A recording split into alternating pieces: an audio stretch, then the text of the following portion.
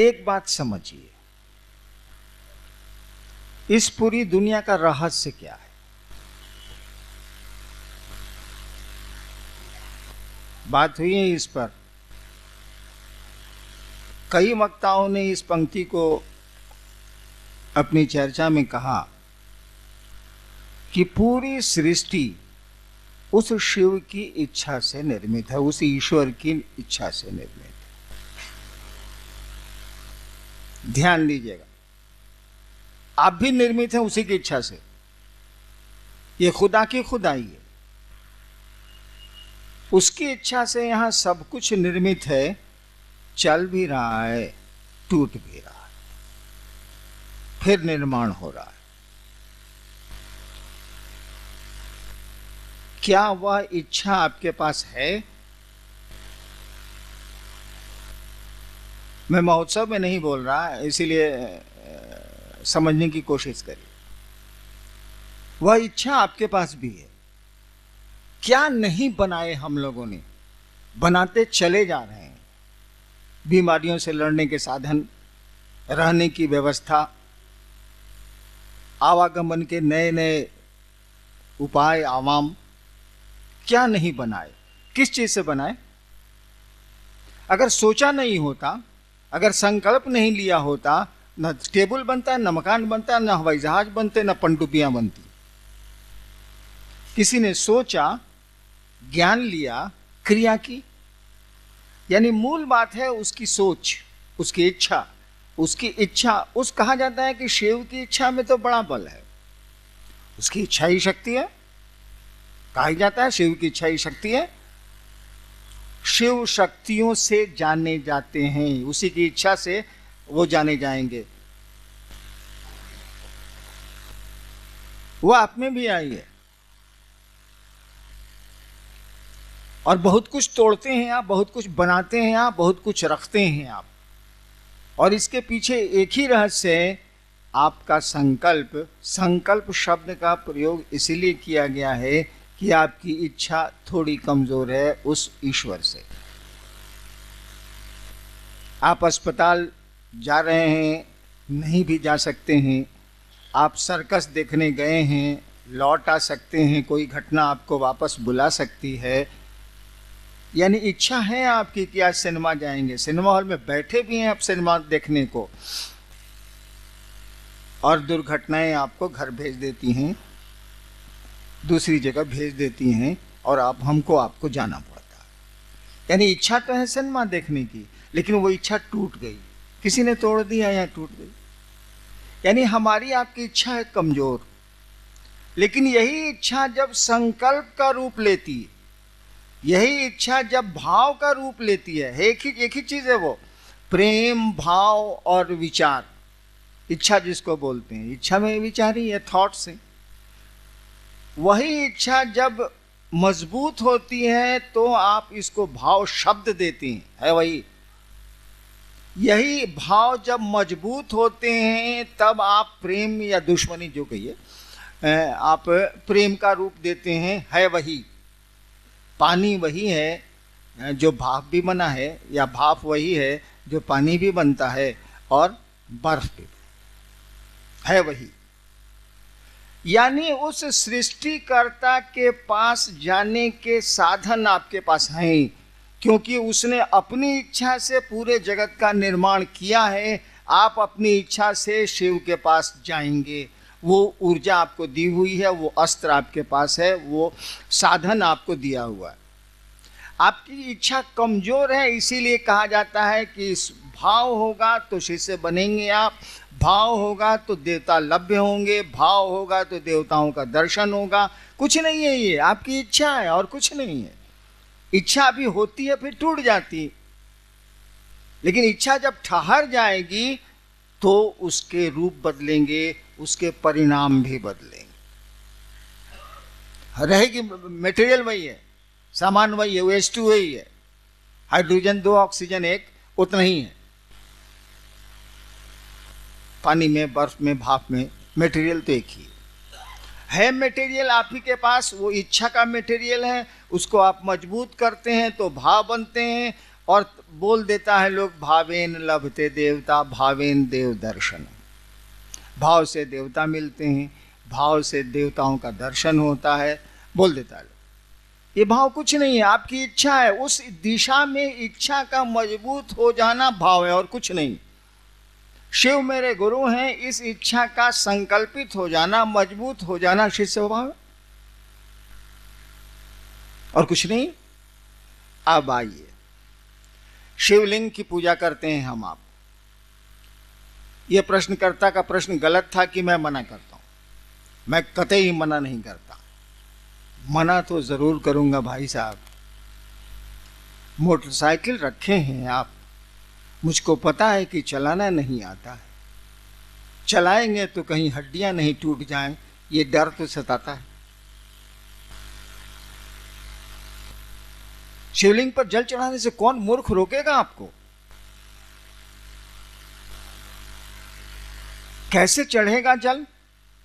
फिर आपको शिव की इच्छा में चलना होगा कि शिवलिंग जो बने हैं वो किसकी इच्छा से बने।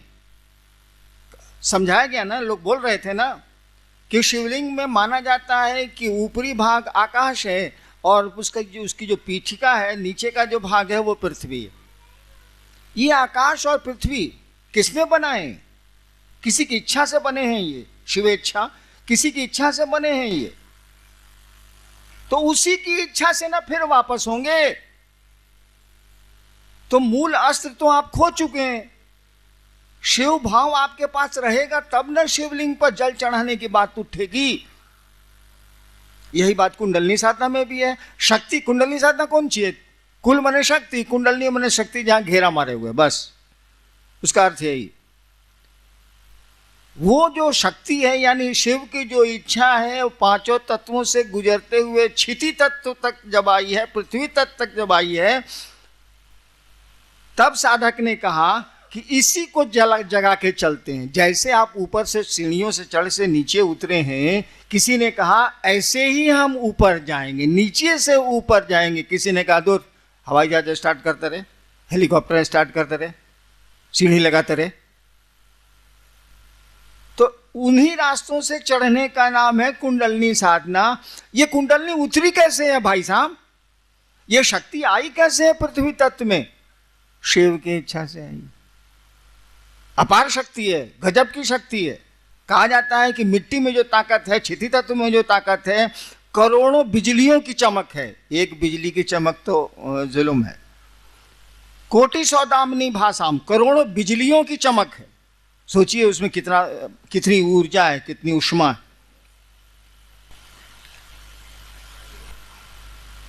किसी ने कहा कि महादेव की इच्छा से चलो महादेव के साथ रहेंगे, मन रहेगा, शरीर तो रहेगा नहीं, महादेव ही सब कुछ है। किसी ने ये सोचा। जैसे जैसे उसका मन शिव की इच्छा के करीब जाएगा, उसकी शक्तियां तो और ऊपर उठती जा रही हैं कि नहीं जा रही हैं? क्यों शक्तियों को उठाएगा साला? वो तो सीधे हेलीकॉप्टर उड़ा है, छत पर चला गया। आप सीढ़ी चढ़िए, आपको शौक है सीढ़ी चढ़ने का, चढ़िए, कोई दिक्कत नहीं है, चढ़ सकते हैं आप, लेकिन वक्त बहुत लगेगा। आपके पास अस्त्र तो दिया हुआ है इच्छा का। आप गुरु के पास जाइए, आपको वो शिव से जोड़ेंगे। हरे गुरु का यही काम है, आपको वो शिव से जोड़ेंगे। जैसे जैसे शिव भाव में आपका मन जाएगा, जैसे जैसे शिव आपको अच्छे लगने लगेंगे, तब जरूरत हो तो जल चढ़ाइए, जो चढ़ाना है चढ़ाइए। परिणाम इतने सुंदर आएंगे, इतने सुंदर आएंगे कि मत पूछिए, लेकिन तब तक जरूरत ही खत्म हो जाएगी। जब शिव की इच्छा से अपने को जोड़ने लगेंगे, जब शिव ही आपको अच्छे लगने लगेंगे, तो जगत कितना अच्छा लगेगा जरूरत भर। तो क्या चाहेंगे आप? शिवलिंग की पूजा भी करेंगे तो चाहेंगे हे महादेव आप जो चाहते हैं वही हम कर पाएं, इतनी भर दया कर दीजिए। कहे कि शिव से जैसे जैसे मिलने लगेंगे आप, जैसे जैसे अपनी बहन को आप प्यार करने लगते हैं, अब बहन की इच्छा आप पर हावी होने लगती है। जैसे जैसे किसी को प्यार करने लगते हैं, उसकी इच्छा आप पर हावी होने लगती है, अपनी इच्छा को आप दाबते हैं। प्रेम के लक्षण है, प्रेमी अपने प्रेम पात्र की इच्छाओं के अनुकूल कार्य करना चाहता है और करता है। ये सामान्य से लक्षण है। तो जब शिव भाव में आपका मन जाने लगेगा तो लौकिक कौन सी कामना बच जाएगी। आपको तो लगेगा कि साला यहां एक्टिंग न करना है, एक्टिंग है हम लोग, चलो जितना देर निभाना है निभा देते हैं, यहां तो कोई रहा नहीं है, जाना तो है ले, तो क्या इतना हाय हाय करना, क्या यहां हल ना करना, चलो काम चलाओ काम चलाओ काम चलाओ, क्योंकि यहां रहने की जगह नहीं है, हमारा आपका घर द्वार नहीं है। तो अन्नू बाबू ने जो शिवलिंग की व्याख्या की, सही व्याख्या की, लेकिन अन्नू बाबू ने एक पंक्ति भी कही थी, हमारा आपका मन कचड़ों को तो पकड़ता है लेकिन सही बात को नहीं पकड़ पाता। कारण जो भी हो, कारण ये है कि परिस्थितियां हम लोगों का साथ नहीं दे रही हैं, माहौल कुछ ऐसा नहीं है। अन्नू बाबू ने कहा था कि शिवलिंग पर जलार्पण तभी पूरी तरह फलदायी होंगे जब शिव भाव से आप चढ़ाएंगे। आप तो लौकिक भाव से चढ़ाते हैं, आप तो चढ़ाते हैं कि हमारा बेटा हो जाए, या हमको पुत्र मिल जाए, या हमारी नौकरी मिल जाए, या फलाना बीमारी से या कष्ट से हम निवृत्त हो जाएं। आपके तो लौकिक भाव है, वहां तो शिव भाव आवेगा कहां से। और जब तक शिव भाव नहीं आवेगा, गाड़ी चलाना जानते ही नहीं है भाई साहब, क्यों स्टीयरिंग पर बैठ रहे हैं, सीख लीजिए ना, तब स्टीयरिंग पर कोई भी कहेगा हाँ भाई साहब आप ही चलाइए, हम बैठते हैं। तो शिवलिंग की पूजा गलत नहीं है। अगर शिव भाव से शिवलिंग की पूजा की जाए, धरती का कोई असाध्य कार्य ऐसा नहीं है जो साध्य नहीं हो सकता है, जो हो नहीं सकता। लेकिन जब शिव भाव में मन चला जाएगा, जब बहन को मन मानने लगा है और वो लाल साड़ी पसंद करती है और आपको लाल साड़ी पसंद नहीं है, आप तो उसके लिए लाल साड़ी ही खरीदेंगे। तब तो आपकी अपनी इच्छाएं शमित होने लगेंगी, दबने लगेंगी, इच्छाएं घटने लगेंगी आपकी अपनी। और आप जिसको मानते हैं, जिसको प्यार करते हैं, उसके आकर्षण, उसकी बातें आपको प्रभावित करेंगी। ठीक वही बात है पूजा की दुनिया में भी। अन्नू बाबू ने कहा था कि शिव भाव हो तो शिवलिंग पर जल चढ़ाएं आप, ठीक है, कमोबेश तो मिल ही जाता है। कुछ भाव होता ही है शिव के प्रति, ज्यादा भाव होता है अपने काम के प्रति, तो कुछ ना कुछ तो मिल ही जाता है। लेकिन पूरा अगर चाहिए तो शिव भाव में जाना होगा, और शिव भाव में जैसे जाइएगा इच्छा ही खत्म हो जाती है, मारो ठीक है, यही होता।